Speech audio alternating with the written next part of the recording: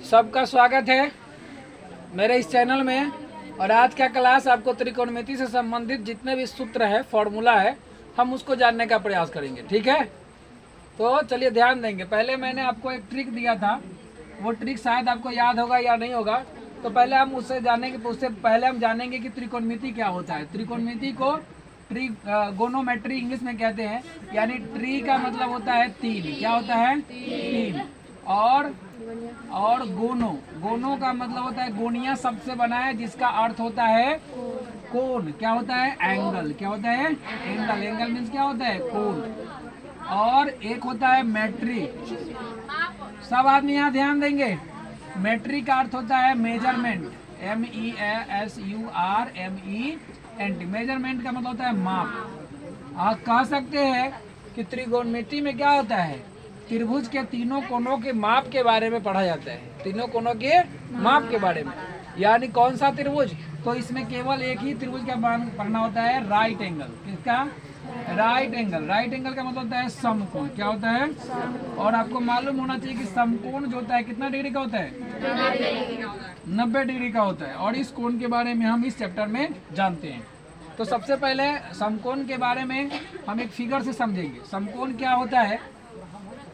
ये इस तरह का फिगर क्या कहलाता है? समकोण त्रिभुज कहलाता है। मान के चलिए ये आपका ए हुआ, बी हुआ और ये सी हुआ। बी पर क्या हो रहा है? 90 डिग्री बन रहा है। ठीक है। और ये जो सबसे बड़ी भुजा होता है इस त्रिभुज में, उसको हम बोलते हैं कर्ण। क्या बोलते हैं? और इसको क्या बोलते हैं? लंब। इस भुजा को लंब कहते हैं। और इससे जुड़ा हुआ नीचे वाले भुजा को आधार, इससे यानी संलग्न भुजा इसी को कहा जाता है। लंब का संलग्न है आधार। ठीक है। और इसमें सबसे बड़ी भुजा कर्ण है। जबकि इसके बारे में पाइथागोरस ने बताया। क्या बताया?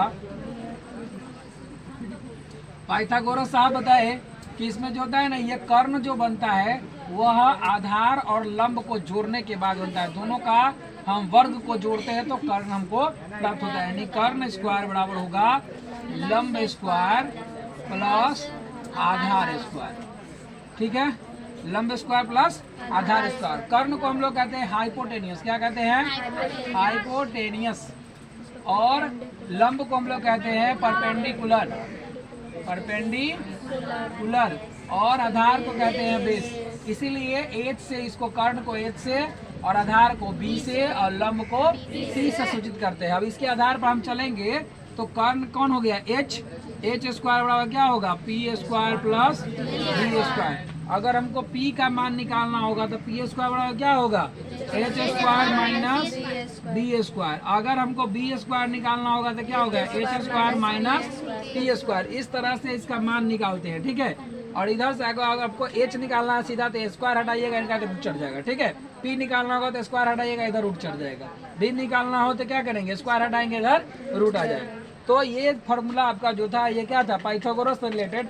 और इसी में हम जानते हैं त्रिकोणमिति की कुल जो होता है 6 गो निष्पत्ति होती है। कितनी निष्पत्तियाँ होती है? 6।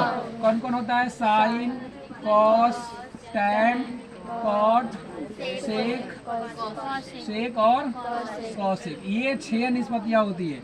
और इसको हम लोग सूचित करते हैं एंगल के रूप में। एंगल में थीटा होता है, फाई होता है, साई होता है, अल्फा होता है, बीटा होता है, गामा होता है। इस तरह से और डॉट डॉट, मतलब बहुत जो भी इसको एंगल को रिप्रेजेंट करने वाले जो भी सिंबल है उस हम इसको रिप्रेजेंट करते हैं। अब हम बात करेंगे पाइथागोरस के अनुसार साइन थीटा का। तो हमने आपको एक ट्रिक दिया था, क्या याद है? पंडित बोलो, पंडित और क्या था? हरी बोलो। अब सोना चांदी तोलो, सोना चांदी तोलो। तो ये आपका था एस का मतलब हुआ साइन। क्या हुआ? साइन। कॉस, सी का मतलब क्या हुआ? कॉस। और टी का मतलब क्या हुआ? टेन। यानी जब कोई कहे साइन थीटा बराबर क्या होगा, तो पंडित बटा हरि अर्थात P बटा H हो सकता है। P बटा क्या होगा? H। और कहेगा कॉस थीटा क्या होगा? तो बोलो बटा हरि यानी B बटा H। टैन थीटा क्या होगा? तो P पंडित बटा बोलो यानी P बटा B। P बटा क्या होगा? B। और हम जानते हैं कि अब बात करेंगे इन्वर्स, इसका जो है इन्वर्स का, तो साइन का इसमें उल्टा क्या होता है? कोसेक होता है। क्या होता है? कोसेक होता है। और टैन का उल्टा क्या हो जाएगा? कॉट होगा। और सेक का कॉस का उल्टा क्या होगा? सेक होगा। अब इसके आधार पर हम आराम से फॉर्मूला निकाल लेंगे, ठीक है। तो साइन का फॉर्मूला हमने पढ़ा, क्या होता है? पंडित बटा आर यानी P बटा H। और तो इसका उलट देंगे तो कॉसेक आ जाएगा, क्या हो जाएगा? H बटा P। tan का क्या होगा? tan का B बटा tan का ये है P बटा B, तो tan का P बटा B, तो इसका उल्टा कॉट का क्या हो जाएगा? B बटा P। कॉस का क्या होगा? B बटा H, तो सेक का क्या हो जाएगा? H बटा B। बात समझ में आई? अब इसके बाद हम बात करेंगे व्युत्क्रम फार्मूला का। किसका? व्युत्क्रम यानी कि इनवर्स का। इनवर्स फार्मूला कैसे तैयार होता है? 3 फार्मूला आपको ध्यान में रखना है। एक है sine theta into cosec theta बराबर क्या होता है? 1। तो इसके आधार पर निकल जाएगा साइन थीटा बराबर क्या हो जाएगा? 1 बटा कॉसेक थीटा, ठीक है।